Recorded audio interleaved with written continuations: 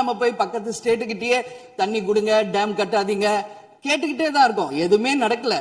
அதனால சொல்றேன், தன்னிறைவு மிக்க மாநிலமாக நம் தமிழ்நாடு உருவாக வேண்டும் என்று இன்றைக்கு சட்டப்பேரவையிலே பேசப்பட்ட இந்த தீர்மானம் ஒட்டுமொத்த தமிழக மக்களின் வாழ்வாதாரத்திற்கும் மிக முக்கியமான ஒரு தீர்மானம்.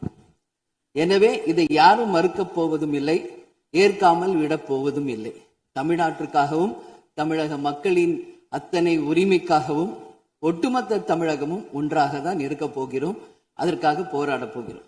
ஆனால் நாம் சற்று இதை பற்றி யோசித்தால், சுதந்திரம் வாங்கின காலத்திலிருந்து இன்றைக்கு வரைக்கும் காவேரி பிரச்சனையும் முல்லை பெரியாறு பிரச்சனையும் தமிழக மீனவர்கள் பிரச்சனையும் தொடர்ந்து பேசிக்கொண்டுதான் இருக்கிறோம். ஒழிய எதற்கும் இதுவரைக்கும் நிரந்தரமாக தீர்வு ஏற்பட்டதாக ஒரு வரலாறு இல்லை என்பதை நிச்சயமாக இந்த நேரத்தில் நான் பதிய வைக்க விரும்புகிறேன்.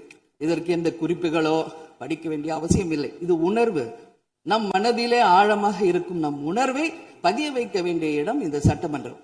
இந்த சட்டமன்றமே தமிழக மக்களுக்கானது. தமிழக மக்களின் வரி பணத்தில் நடத்தப்படுவதுதான் இந்த சட்டமன்ற இந்த கூட்டங்கள் எல்லாம்.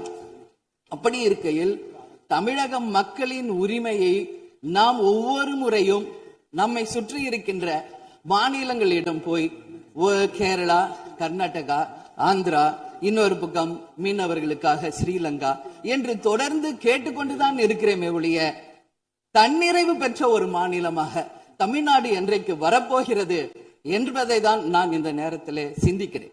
ஏன்னா நம்மை சுற்றி இருக்கின்ற நமது தலைவர்கள் எல்லாருமே இந்த பிரச்சனைக்காக, அம்மையார் புரட்சி தலைவர் ஜெயலலிதா அவர்கள் காவேரிக்காக உண்ணாவிரதம் இருந்தாங்க, முதலமைச்சராக இருந்து. கலைஞர் அவர்கள் இதற்காக பல போராட்டங்கள் நடத்தினார். அண்ணன் ஸ்டாலின் அவர்கள் பல தீர்மானங்களை நிறைவேற்றி இருக்கிறார்கள். அது மட்டும் இல்லை, இதுவரைக்கும் முதல்வராக இருந்த அத்தனை பேருமே இதற்காக நாம பேசி இருக்கிறோம், போராடுகிறோம், சட்ட ரீதியாக நாம் அதற்கான தீர்வுகளை காண்கிறோம். அது மட்டும் இல்லை, காவிரி மேலாண்மை ஆணையம் ஒரு தீர்ப்பு சொல்றாங்க, உச்ச நீதிமன்றம் ஒரு தீர்ப்பு சொல்றாங்க. எதுவும் பேசியும் இதுவரைக்கும் தீர்வு இல்லை. இப்பொழுது முதல்வராக பதவியேற்றிருக்கும் சிவக்குமார் அவர்கள் சொல்றாரு, நாங்க பேச தயாராக இருக்கிறோம் என்று. நமது முதல்வரும் சிவக்குமார் அவர்களும், நான் என்ன சொல்றேன், இது எல்லாரும் மக்களுடைய, இப்போ இந்த அவை இது முக்கியமான சட்டமன்றம். இங்க வந்தவொன்னு எல்லாருக்கும் என்ன கொடுக்கறாங்க? தண்ணி தான் கொடுக்கறாங்க. அப்போ ஒவ்வொரு மனிதருக்கும் தண்ணி தான் முக்கியம். இன்னைக்கு காவேரி தாயின் தான் நம்ம சொல்றோம். ஒரு தாயின் ஒரு குழந்தைக்கும் எப்படி தாய்ப்பால் இன்றியமையாதோ அது பாருங்க, அத்தனை பேரும், அது விவசாயிகளாக இருக்கட்டும், குடிமக்களாக இருக்கட்டும், இங்கு மிக முக்கியமானது குடித நீர். நீரின்றி அமையாது இவ்வுலகு.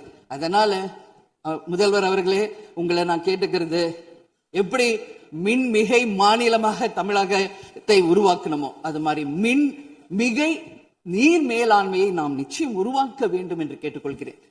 மழை நமக்கு ஒரு கொடை, கடவுள் கொடுத்தது.